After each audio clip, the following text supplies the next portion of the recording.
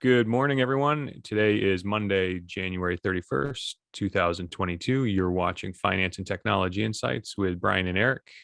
I'm your host, Eric Buhrendorf, CEO of EVERNET Consulting. With me today, my co-host, partner in crime, Brian Williams. How's it going, buddy? Good. Everything's good here. How about you? Can't complain. Easing into the week from a nice, relaxing weekend. Trying to think what we did this weekend. It was pretty uneventful. We had a snowstorm up here in New England that was pretty newsworthy. We're central Connecticut, so the snow was, I think we got maybe 8 inches. Reports saying Boston is climbing out of about 2 feet, 22 inches or so. I know that you're a little west of me, which it tapered off westward. How'd you do?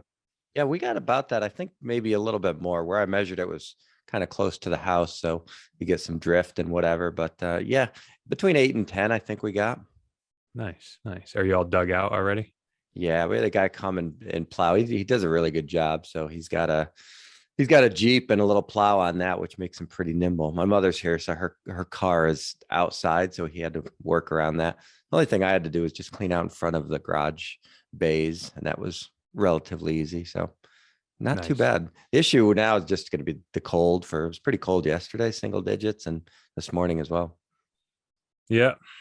So I got a second crack at using my electric snowblower. So I've been converting all my yard tools over the past couple of years to electric, to the Ego brand. It's called EGO brand. It's electric, everything, lawnmower, snowblower. They even have a chainsaw, pole saw, weed whacker, that sort of thing.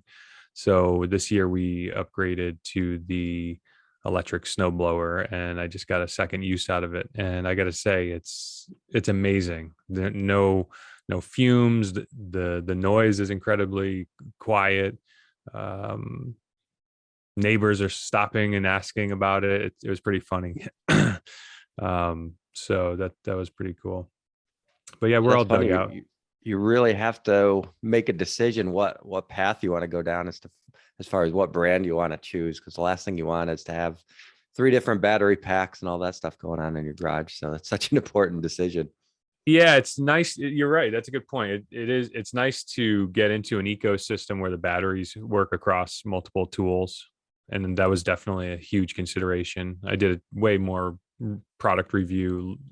I looked up way more product reviews than I should have probably before I made a choice. And it seems the Ego brand is the better one out there, but they all seem to be pretty close.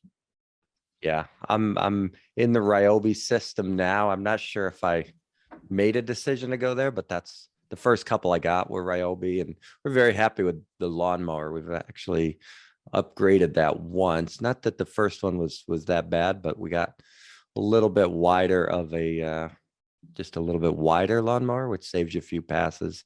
And nice. This one you could actually put 2 of the bigger batteries in at once, whereas the other one was just 1 battery. So lets us go a little bit longer. Oh, so you're already on your way to the electrification. Yes, absolutely. The last thing I have to do is the lawnmower. I have a pusher because we need a pusher the yard is pretty sizable. So I have a rider to get through. And I used to do the whole thing with a pusher just to get some exercise, but it turned out to be a time suck to do it that way. So I ended up relenting and getting a rider, but we still need a pusher to do the edging, and the pusher is electric. So the next hit will be the rider, I imagine. Yeah, it takes us a few batteries to get through everything. I think we have 3 of the biggest capacity, and then by the time we finish the third one, the first one's close to being recharged. So I think if we wanted to do the whole thing at once, usually we break it up, especially in the summer if it's hot. Like I'll go up. My wife actually likes to do it, put the podcast on and go. So she'll do some, and then I'll do some the next day, split it in half. But nice. Yeah. So typically we've been following this format where we check in with each other. How was the weekend? That sort of thing. We're following that format pretty well. The next thing that we've touched on before is the state of the podcast or the state of the channel. Today, this morning, we've done some tweaks. I found a checkbox that should be making my video higher definition. So hopefully that's presenting better. I know that you did some work on some of the production orientation and things. So hopefully we'll get a taste of we're improving our production, right? Yeah, absolutely. We wanted to add a screen share segment into it, which we now have. It's just me for now. So I have our Flipboard open here. So if Eric wants to go to something, he can tell me where to go in a nice way. But yeah, so we can do that. We could show our Facebook group and whatever. Not that it's the most complicated thing, but it's new. It's something we wanted to add.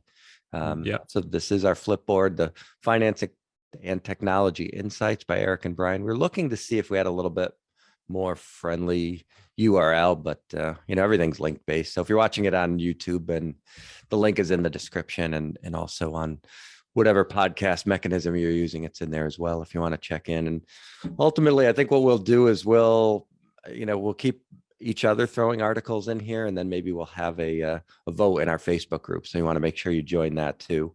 Yeah. So if you're new to the channel, what Brian's saying is that, first, Brian and I talk about whatever we want because that's what we find most entertaining. Secondarily, the channel does follow. We have a Flipboard magazine, it's called. If you go to flipboard.com, you can search Finance and Technology Insights by Brian and Eric, and you can see that we kind of curate a Flipboard magazine, as they call it. Flipboard's just a news aggregator. And throughout the week, Brian and I pin or flip news articles into the magazine that we can call on and discuss and cite if we get to it. I know sometimes last week we talked almost the whole show just about company feedback and company processes and things like that. And I know that we did carve out some time for some news, but anyways, it's a resource that we curate, and you guys are welcome to follow and comment. So I would suggest if you need a URL for it, we'll try to put one in the comments. And we do have a Facebook group, which Brian, you spend more time. I see you contribute to the Facebook group. I admit I've not yet been a major contributor there, but hopefully we can start getting growing an audience there and interacting with people there too.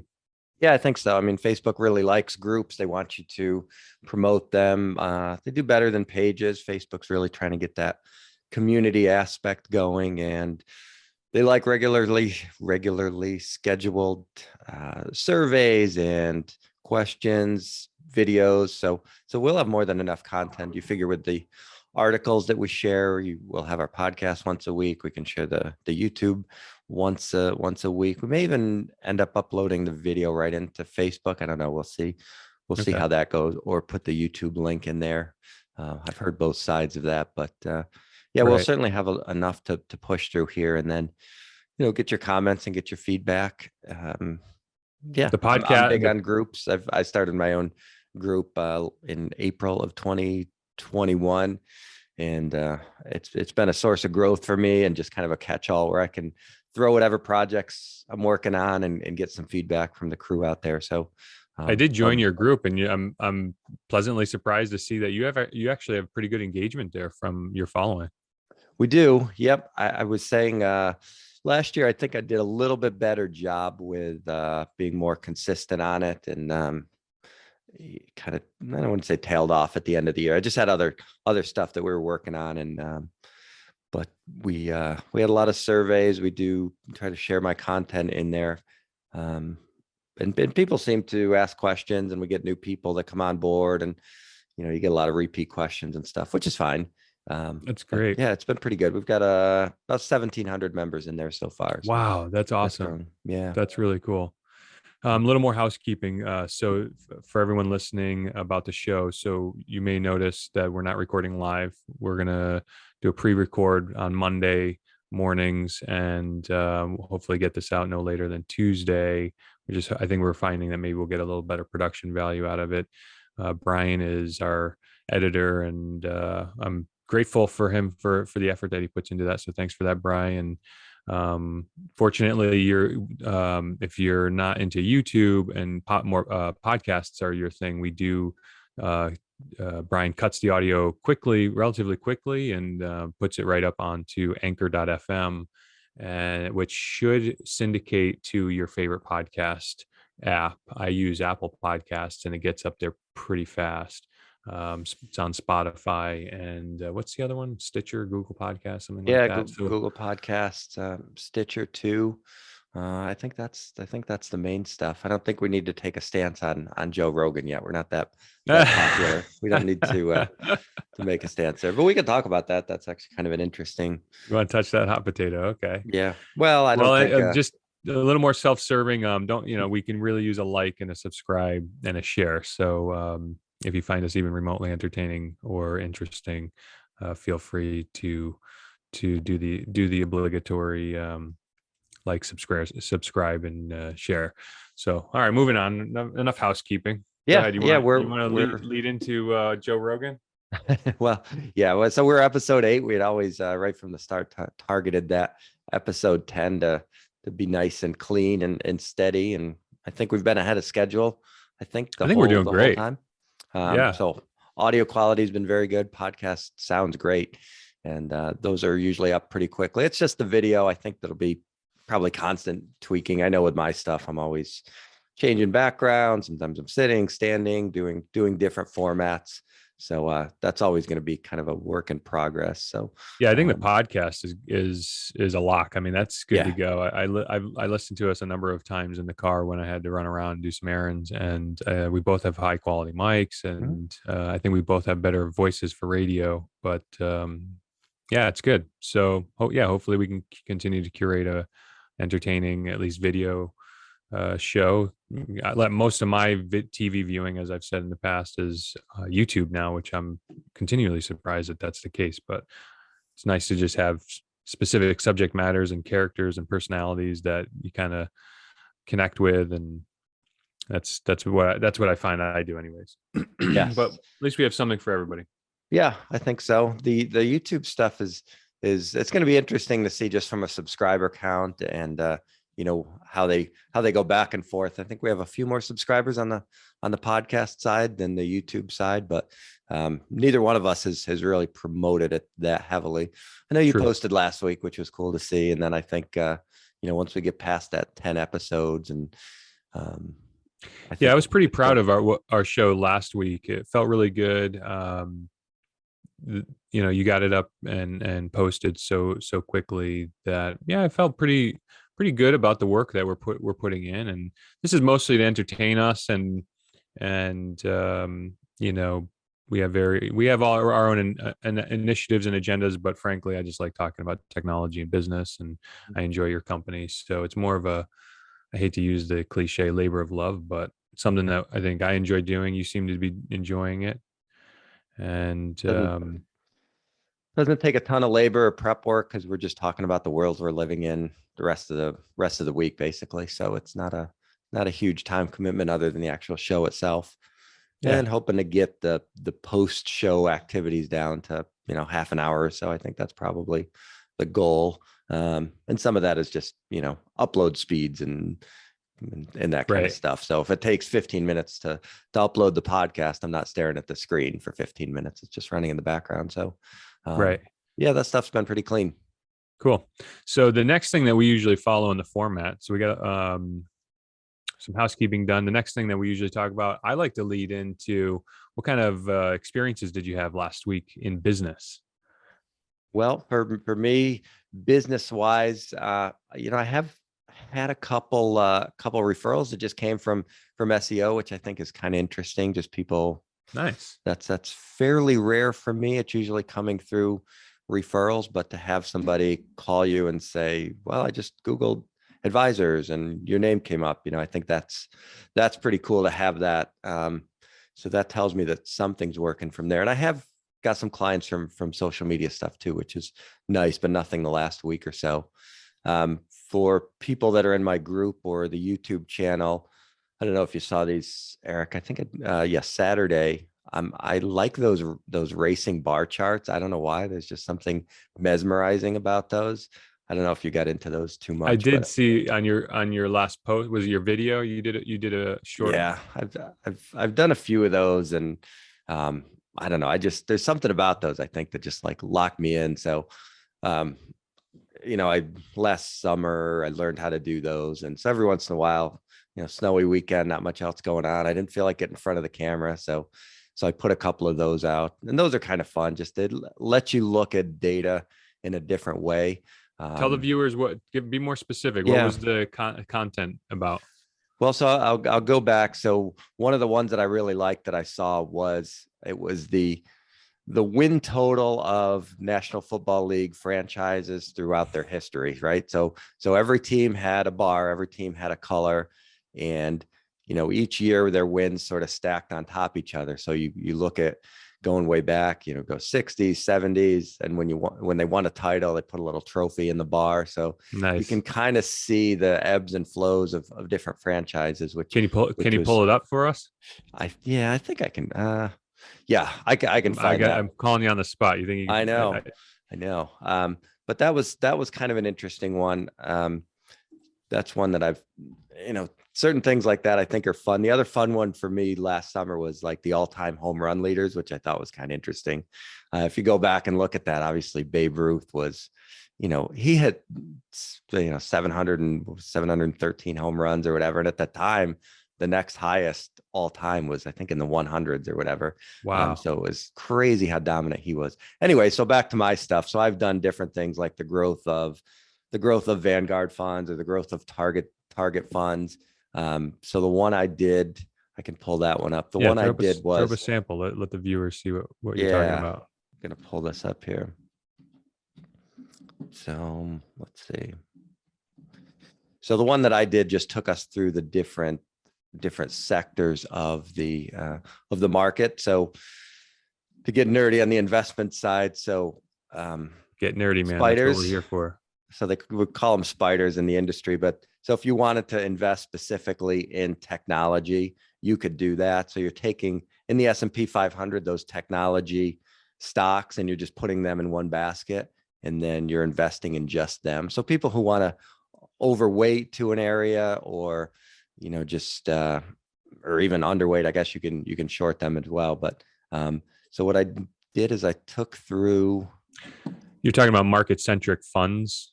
Yeah, just specifically through. Let's see, like energy funds or technology funds or real estate. That's cool. Look at that. So this is if you had invested. Sorry, go ahead. $100 in each of one of these little sectors in January of 1999. So kind of interesting. So, right now on top, you got the purple bar, which was technology. So you're going into the 2000s, and, you had the huge run up in tech in the late 90s. And then, right there, it started to fall off a little bit, and energy became the dominant player for a while. What's the interval? Is it a month? You're doing monthly data? Yep. $100 invested in each select sector ETF since January 1999. So that's really cool. Yeah. So if you look at the bottom bar now, which was originally the top, it's it's moving pretty quickly, but so you're at $74 right now. So it took you invested $100 in 1999. And it's one of the interesting things is just to follow that technology sector. How long did it take you to get back to your original investment? And it was a while. The purple bar on the bottom is the technology sector. Yeah. Yep. So that's just after the .com bust, I presume. Yeah. Wow. And so I can't see the other headlines, but what's the green at the top? Green at the top is healthcare, and now it just reversed and energy. Are one of those representative of the housing market? Yep. You have real estate, which is is real estate in this one? Actually, real estate is not in this one. I did another one with Vanguard. So Spider didn't add real estate in as a separate segment until later on. Okay. So that one's not included in here, but a lot of those real estate type stocks and holdings were factored into the financial, which is the orange one currently in third place. So what is it again? The orange? The orange one. Yeah. That's the financial. Financial, okay. ETF. Yeah. So it's 2005, March, April 2005 data. This is really fascinating. Wow, Yeah. what's that on the top that's running away? Energy. So this is, you had a Energy. Wow. huge, the energy market just dominated in the middle 2000s. So that $100 investment in energy is now worth $270. And that $100 investment in technology is worth $70. So that's the gap. And you're 7 years in 7 years now, later. 2006. Wow. Yeah. What technology's got to pop, right? Yeah. How Technology much? starts to run here. So overall, the market, struggled a little bit 07, 08, of course. So Right. everything kind of goes down. I don't think you get back to break even until about 2010 on How the much what happens technology after side. the recession, 2008 recession? So you're May 2007, June 2007. Yeah. Wow. How long did it take you to put this visual together? Well, so I did two. The first one took me about an hour and a half because I hadn't done one since last summer. And then I actually this is where it's good for group feedback. So I did not include in the Vanguard one a total stock market or a total, just to compare it to the aggregate. So somebody had asked for that. And then I said, well, why don't I go back and use the spiders, which is this one, because they have a little bit longer track record, 99 Right. versus 06, 07. And then with this one, the black bar is the S&P 500. So that's a Wow. combination of all of these sectors So together.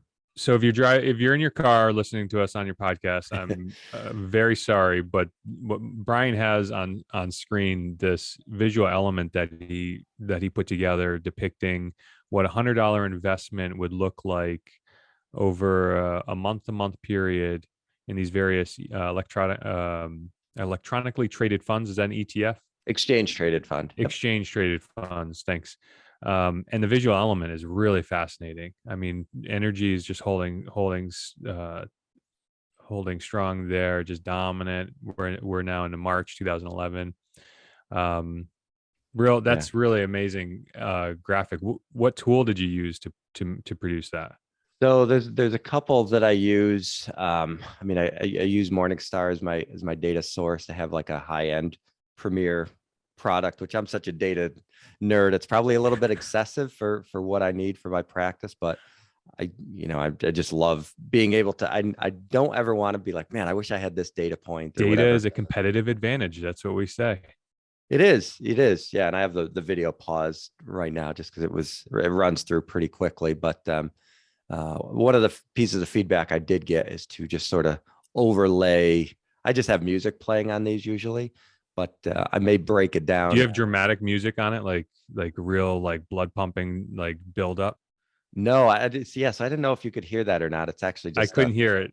But just piano if in the you added like background. really dramatic thematic music that was just like building up to some pinnacle, that would have that would have got me going.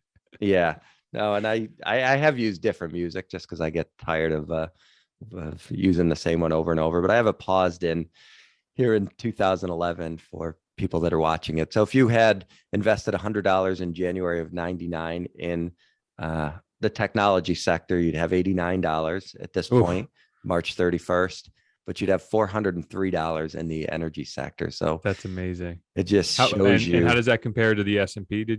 Because you have that there, right? Yeah, so you'd have $135. And one of the pieces of feedback that I got was, why isn't the total market? You'd expect that all or the S&P 500 to be in the middle. If it's a combination of all of these, why doesn't it? And the reason is because each one of these sectors doesn't have equal weight in the S&P 500. So Right. if you think about the energy the energy sector was such a dominant player, what happens is they become an outsized portion of the S&P 500, which can work positively, which can be good or bad. So energy, let's say it starts off at 15% of the S&P 500. As that becomes a more dominant sector, now it's 20% of the S&P 500. So at more of its returns factor into the returns of the overall S&P 500. So Right. again, getting kind of nerdy in there, but I love it. And your first reaction would be, well, if the S&P is an average of all of these, it should be in the middle, and it doesn't work that way. It's Well, just by the weighting, as you said, it just yeah, that explains that. yeah. Can you do a fast forward? Or keep it running and get us closer to like 2018. Yeah, one of the things we were following was the technology sector, because as these rolled out, got beat up right away. And when do you get back to that initial $100? So now we're coming up on that now. So Right. that was February of 2012. That's when you got back to $100. And again, how do the viewers or listeners find this? This is a video element that you did on your 401k and beyond YouTube channel. Yep, yep. And then I shared it to my Facebook group of the same name, and I can throw it in the finance and technology because Yeah, put it in the description after we post. And next, we don't quite have our lower third dialed in yet, but next time we can put it in the lower third. Yep, But absolutely. that's really cool. Very cool visual element. I will zoom ahead There quickly you here. go. So now we're coming up onto some movement. So energy is no Okay, longer energy the largest part of your, 2017, July 2017, energy is now equal footing with, I can't see the titles, but a number of other industries. yeah, with Technology still industrial lagging. materials, healthcare, and technology is still down at the bottom, but it's gonna have a nice run here. It's got a lot of catching up to do to the other segments.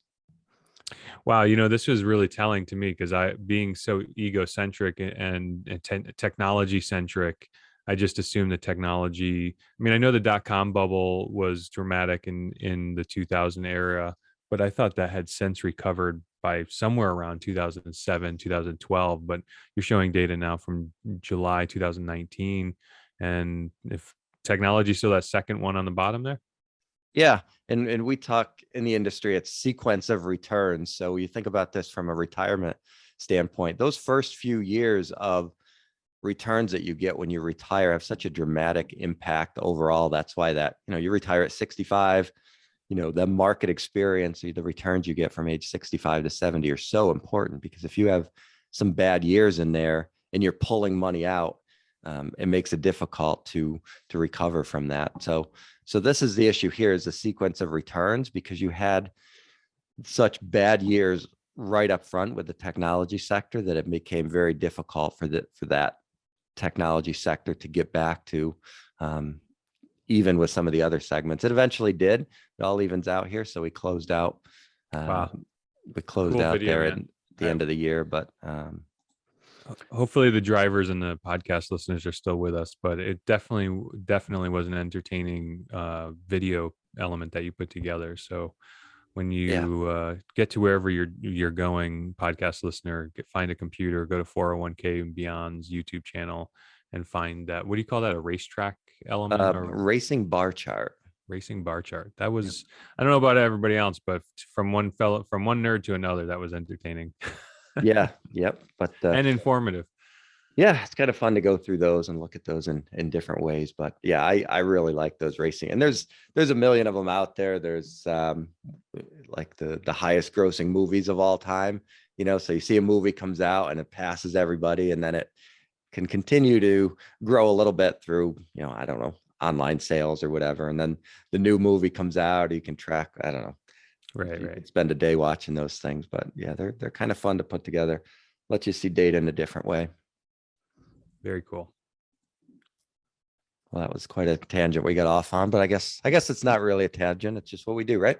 No, well, part of the format is I like to, we do our intro, we talk about the show, some housekeeping, and then I like to just talk about how your last week went, and then how my last week went, any business related topics. I'm looking at one thing that came up with me last week is couple things. I don't know which way we want to go here, but I keep topics all throughout the week. I email myself topics, things to talk about and write about on my blog or whatever. And one of them I have is late fees, and the other one is local vendor versus who cares. Um, which one of those sounds interesting to you? Oh, I'd say with the local vendor stuff. Yeah, absolutely. So, we're a service. I don't know how much this is going to apply to you, and I'm going to actually be interested to hear how much that does apply to you. Do you have to service? Are you regulated by the geography to where you can service a client base? Yes. So if you run less than $100 million, which I do, you are regulated by state banking commission. So, I'm regulated by the Connecticut State Bank. And once you get over $100 million, then it goes into the SEC regulations. You are allowed to have clients in other states without being registered. For most states, it's up to 5 clients. And that's basically friends and family type of thing. If you want to, manage your cousin's money in Wyoming, they put that in there to help people out. But yeah, it's a state regulator for the most part. Okay, so not in large part. Basically, you are a Connecticut based and served company. So Mhm. there's no value to you trying to build a business outside of Connecticut, at least at this point. No, the only thing would be if I had a business relationship for a while and a bunch of people retired maybe and they wanted me to run their money individually, but they were no longer affiliated with that company, then I might have to do it, but hasn't really come up yet. Okay. So for the first 15 years of being in business, we were hyper local. We were Hartford, Connecticut based company, and we serviced basically all of Connecticut. We had some clients in Rhode Island, a couple clients in Massachusetts, but by and large, we were Connecticut service companies servicing Connecticut businesses. And if COVID were to have any silver lining, um, it's that it forced businesses to conduct business telephonically and remotely. And we started signing clients all over the country, a couple in the UK. We almost signed a law firm in Australia, if you can imagine that. And it's been, it's kind of been a boon for our business because we can, we really, the nature of our service is not necessarily hyper local, and part of our business model is when we have where most of our resources are Connecticut based resources. But when we have a client who's, let's say, and we have a client in Seattle, Washington, for example, and 90% of what we do is remotely done or performed. And if we need to have kind of boots on the ground, so to speak, we just form a partnership with a local IT company and subcontract them to install a piece of equipment, get it internet connected, and then pass it off to us for our management. Because like we're a service business, just like law firms, accountants, things like that. So our differentiator is the relationship that we bring to our clients. And you can't spit without hitting a law firm or an IT company. So our clients choose us because they believe that we're the subject matter experts that are going to trust or take care of their business interests, and that's our differentiator.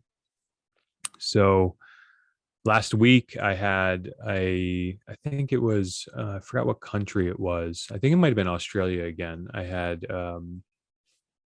a lead call me, and they're having some problems with their IT company and whatnot. And they didn't even know where I was or where we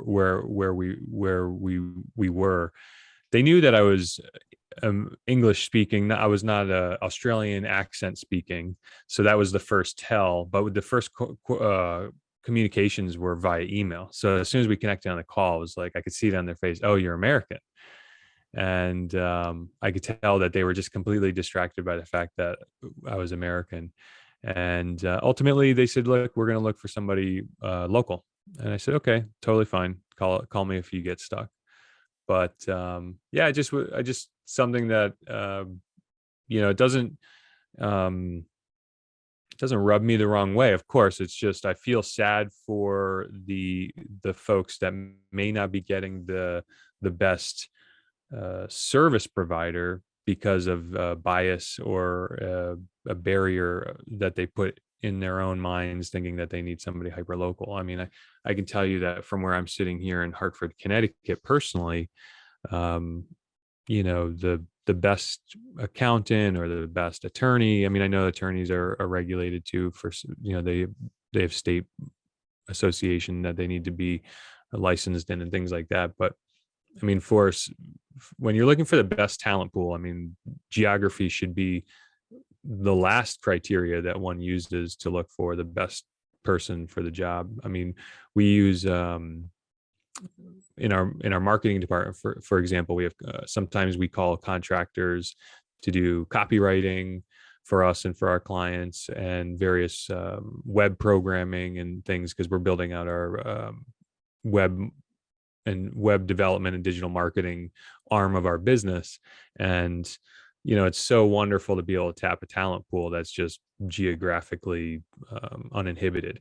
So yeah, it's something that kind of came up last week. It's been coming up, ever since COVID started, because and we have signed quite a few clients. Like I said, we have clients in Seattle, Washington, Austin, Texas, Nashville, Tennessee, Tampa, Florida.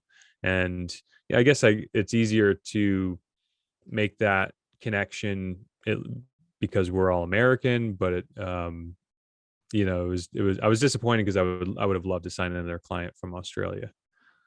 So That would have been pretty neat. How did they find you?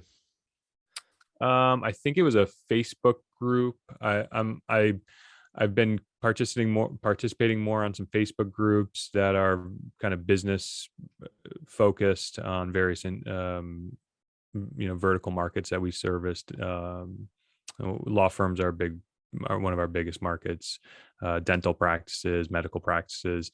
So I'm on a bunch of groups there, and I just kind of, whenever I see somebody having a pain point, this morning somebody said in a I think it was dental practice managers group on Facebook, they said, anybody have a name of a company that can help us solicit reviews for our Google reviews? And right away I said, well, we have clients who use a product called Solution Reach, or a company called Solution Reach, and it's all part of their service delivery process. So when you get a bill, or whenever you're kind of done getting your treatment, you'll get a survey link or a survey text message or something that will link to the practice's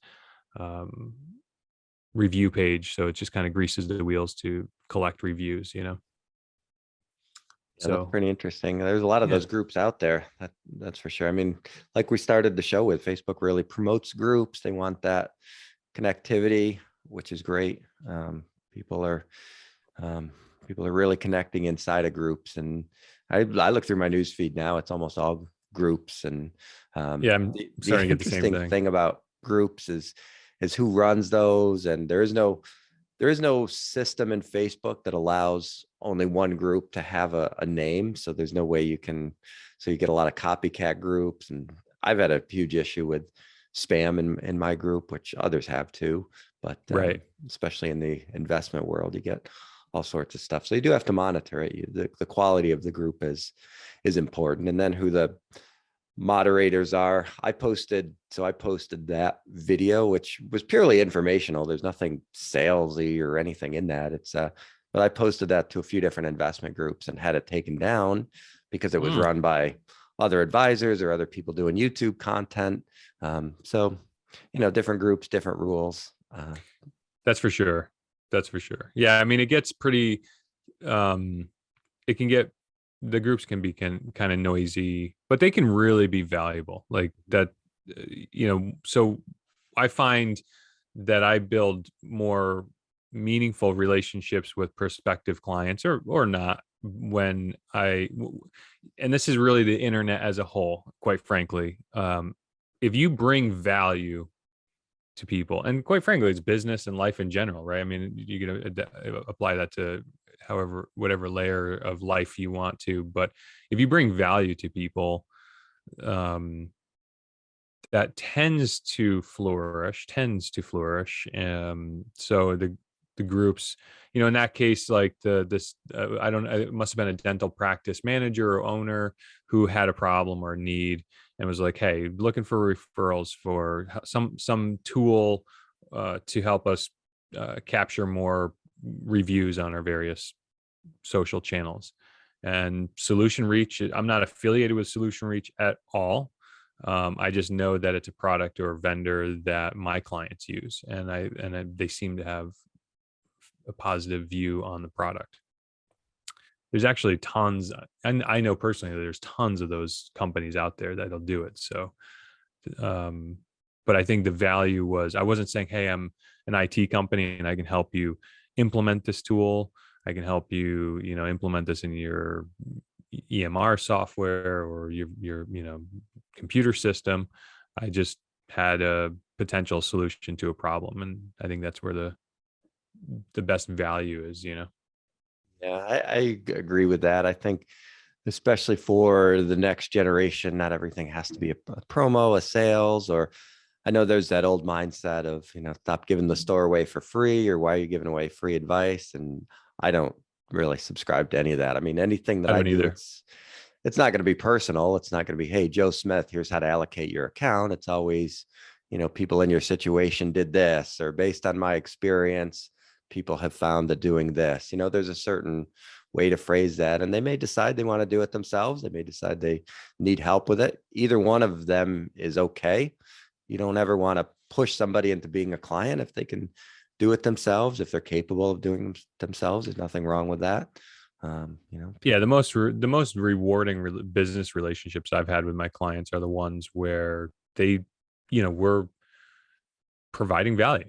I mean, it seems so trite to say that, but I've seen some of my contemporaries and competitors. They're just, and one of the reasons why I started my own business, quite frankly, is that some people are aggressively trying to drive revenue and profits, and they're selling something to make money rather than trying to provide value and result in revenue. In my opinion, that's nuanced but specifically important. Like everything we do in our culture internally, for example, is we don't log a time entry that bills to a client unless it proves value, unless it shows value. And we have relationships with our clients, and we don't bill all of our time that we interact or service service our client accounts. We only invoice that which brings value to the client. Sometimes the client may disagree whether it brings value to them or not, but generally speaking, you have to bring people value, bring value to the world, and revenue and profit, in my experience, follows close behind. Right. And I think that's one area where our businesses, our industry is more aligned. It's going to so much more subscription based and sort of ongoing fee, which has with the positives of that are you kind of have to continue to work to keep earning your money, right? I mean, you're not selling a $50,000 server and walking away and then selling them another $50,000 server Right. in 10 years. So you have to continue to deliver that value. Where it can be a negative is if you don't, and you have, for me, it's business owners focusing on other things. And you go back and you say, well, do you know what you paid your advisor over the last 5 years? And they have no idea, and they haven't seen their advisor in 5 years. But because they're set up on a fee structure that's either subscription based or it's based on the amount of assets in the plan or things like that, then it becomes a problem, because you have advisors out there who, I use the phrase, vacuuming money out of people's accounts every quarter and not doing anything. So again, that's one of the reasons why I started my business, is there's just way too much of that going on. Right. Good stuff. So we're at an hour mark, and this is usually the time where we might talk about the news. Mm-hmm. You want to talk about something in the news? Yeah, we can go to our Flipboard here, see what we've got going on. So if you're just joining us, again, Brian and I, we do curate a magazine on flipboard.com. Flipboard.com is a news aggregator. We have a magazine called Finance and Technology Insights by Brian and Eric. We wish we had an easier URL for you guys to remember, so you'll have to use the link in the description, or go to flipboard.com and search for Finance and Technology Insights by Brian and Eric. What do you got? Oh, good stuff. So you had posted something about crypto salaries, and your comment was it's only a problem if it's linked back to a dollar standard, which is interesting. There have been a few professional athletes and folks in the music industry who have taken their compensation in Bitcoin or another cryptocurrency.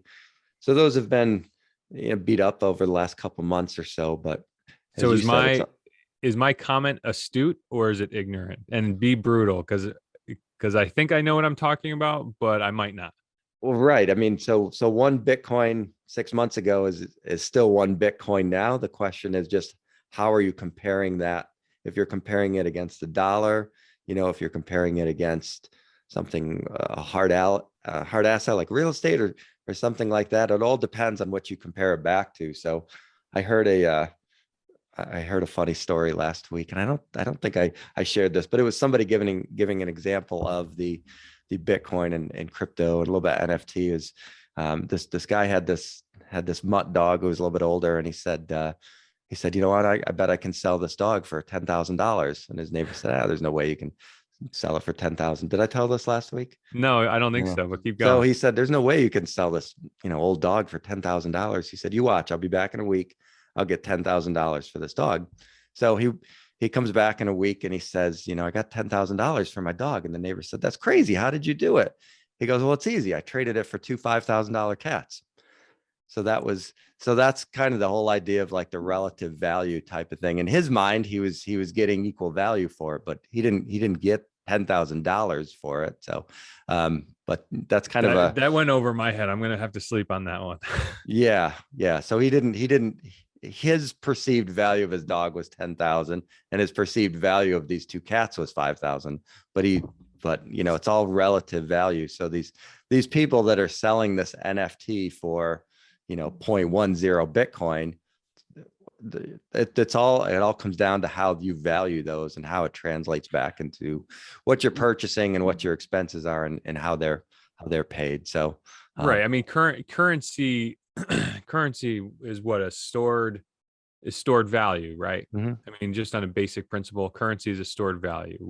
You can't go around paying school teachers and chickens and goats and processed beef, and you can't go to the supermarket and pay them in IT consulting or 401k consulting. So we all standard. I feel like we're going down a deep rat hole, so we'll try to stay at a summary level. But we all decide as a community to use a standard form of exchange of stored value.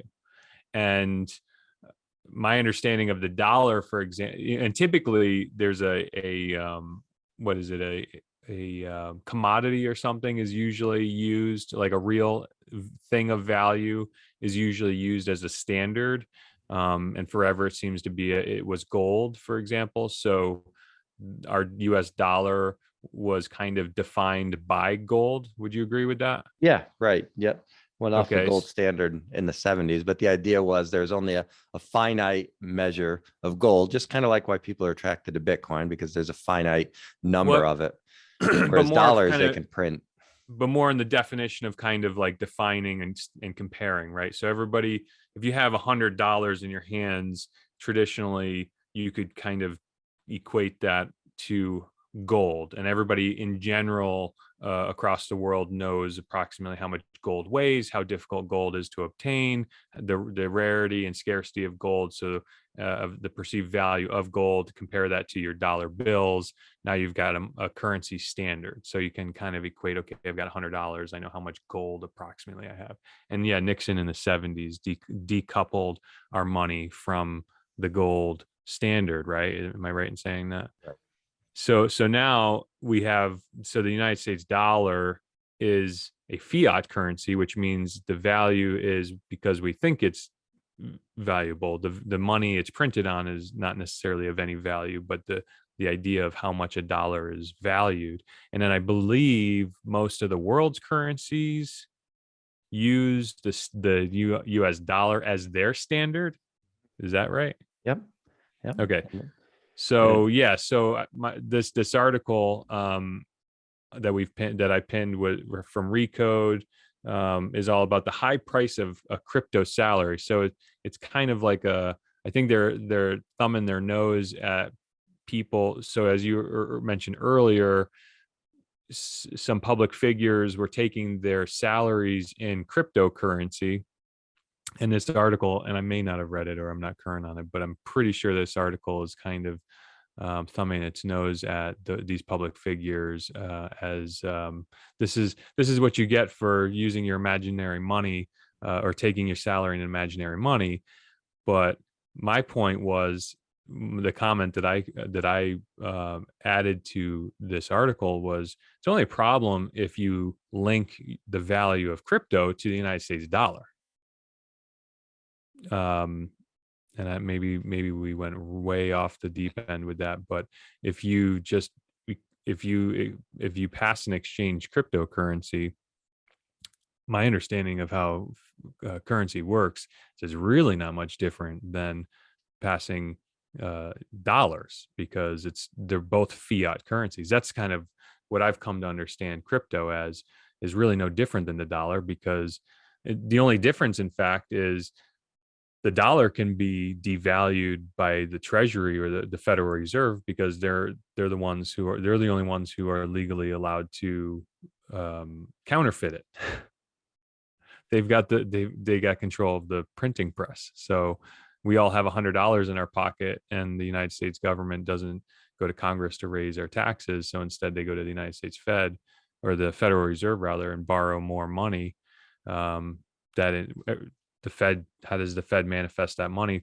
They earn it through charging us interest, but they also give it to us by printing more dollars. I could be completely wrong, but I'm pretty sure that's how that works. No, that was a pretty good summary. Yeah, I would just say that everything goes back to what's the mechanism for paying your bills, and for most people, most of their bills are going to be in dollars. So eventually you have to get back to that.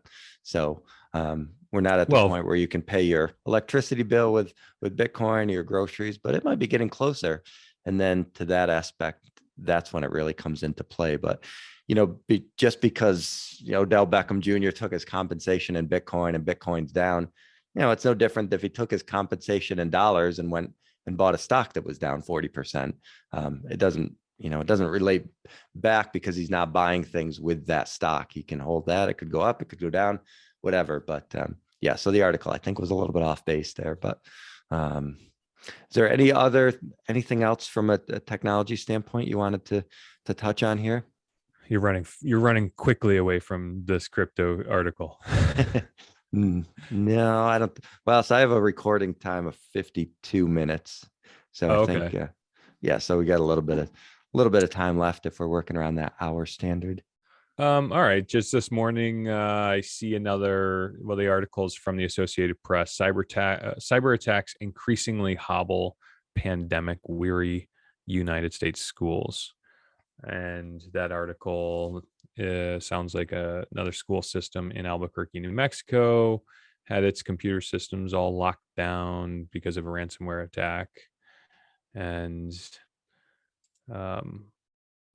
when I see these articles, at this point, I admit I rush to victim blaming, and I really hate that. I feel bad for that term, because the implication of and where that's been used. But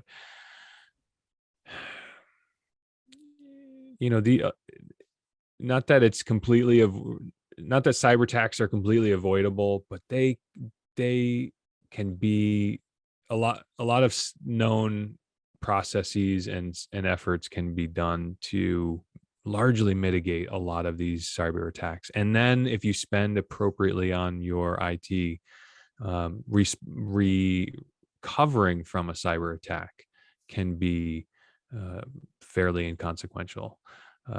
So when I see these headlines and I see that another school system has been taken down, I'm sympathetic to the community and the loss of productivity and things, but it's just, what that is, that is a school board hiring the wrong IT vendor or manager who's not calling for the right amount of quote unquote infrastructure spending internally, or that's the board not allocating the right funds for that kind of infrastructure. I mean, it's just, you see it time and time again. Sometimes you see CEOs of companies that don't have buy-in to the function that IT performs. And this is totally self-serving for me, but this is my department.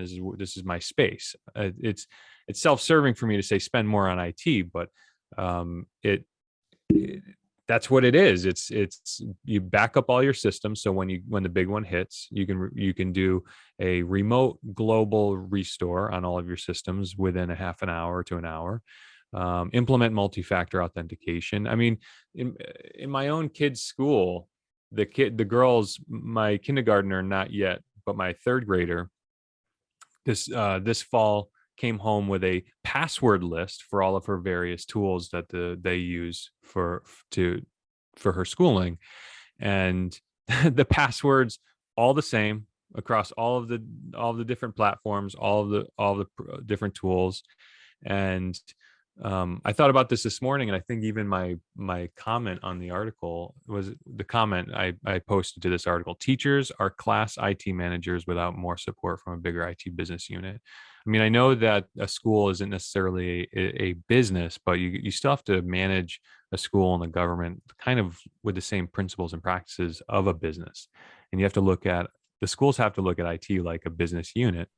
And that means, most towns probably only have, one to maybe less than a dozen resources dedicated to managing and supporting the IT systems. So what does that mean is, and I've seen this with my own daughter's class, her third grade teacher has to become a de facto IT support resource.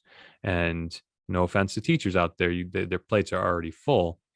And what they need, either the school or the school board or the town needs either an internal or external pool of resources like a help desk and various CIO resources that can help implement these known good standards to securely protect these computer systems and the data that's behind them.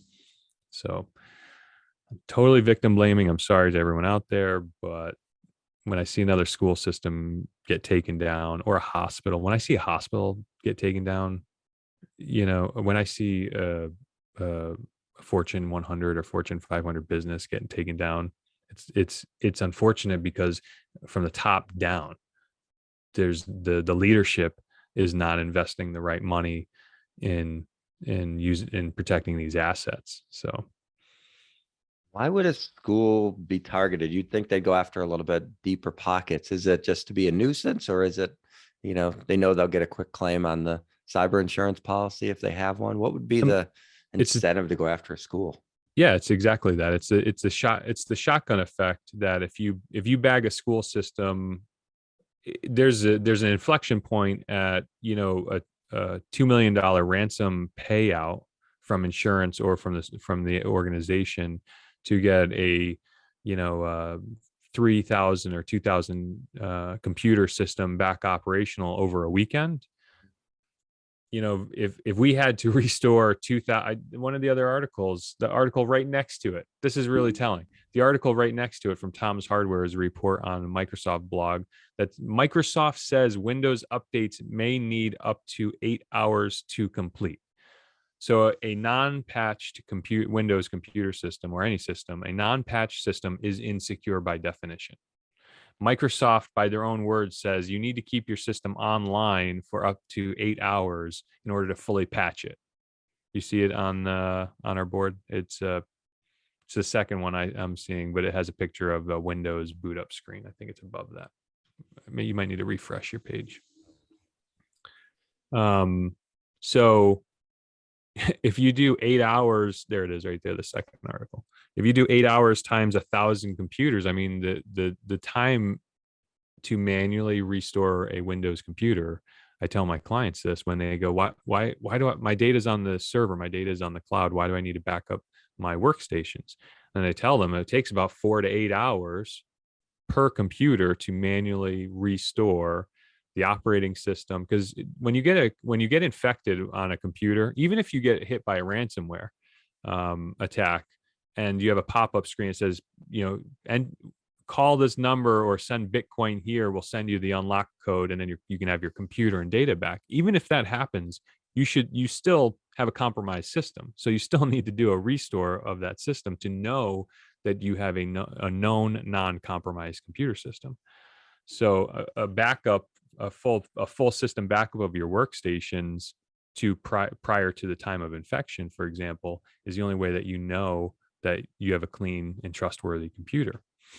I mean, there's reports, countless reports of organizations having to pay twice. I think 2 years ago, I read an article of a hospital system, a whole hospital group had to pay a ransom twice because after the first one, they still did not mitigate and protect their systems. You can tell that I get triggered at this because it's a lot of these things it's just, you can mitigate a lot of this stuff with full system backups on every computer, and allocating a bigger help desk unit so that these people, so the third grade teacher can call and get somebody on the phone or accessible through a responsive email support system to help them, to help my daughter's third grade class have secure systems. And again, I know that sometimes the value of these systems are very low. Like one of them is a typing tutor that she's using. Does it matter if they hijack or a typing tutor? Maybe not. But if you use the same password for the typing tutor as you use for the Google Classroom system, it doesn't take a hacker long to do what's called like a cross-site attack. So they harvest a password on one. If you use the same password on one or more of your accounts, they just run the password against all of these known systems with your credentials, and that's how they do that. Yeah, scary stuff. I mean, you never want to see schools and hospitals get involved in that stuff. At least with schools, you can, restore over the weekend or something, whereas hospitals don't have any downtime or off season, so to speak. Yeah. I mean, it's yeah, I think I've said my piece to it, but the culture, yeah, it is what it is. I'll leave it at that. All right. So that's episode number 8 in the books. You've got a vacation coming up, so we'll work around that. We might be doing a first. Oh yeah, you're taking us out. Show. Yeah, we're at the hour mark, unless there's something else you want to cover. No, that's fine. That's fine. Yeah, we have one more show before I go on vacation, right? Yeah. So the 7th we'll record. I'm on vacation from the 16th to the 23rd. Hopefully me and the girls will be going to Cancun for a week, a much deserved recharge in the sun. So yeah, I think we have one more show before that. And then that'll be so we'll do 9 and 10, and then we'll, I don't think you'll see any major changes from episode 10 to 11, but we'll probably start promoting it a little bit more and getting it a little bit more interactive, which could be a lot of fun. So yeah. So we've got our Flipboard page. That's Finance and Technology Insights by Brian and Eric. Same thing, same name through our Facebook group and YouTube channel there. So like, subscribe, share, everything you have to do there. And probably the highest quality output is on the podcast. So be sure to download that on whatever platform you like to listen to podcasts. And I'm Brian Williams from Northshire Consulting, which is independent investment advisory firm in Connecticut. And my website's northshireconsulting.com. Online, I use the handle 401k and beyond. That's the name of our Facebook group and YouTube channel. So check those out.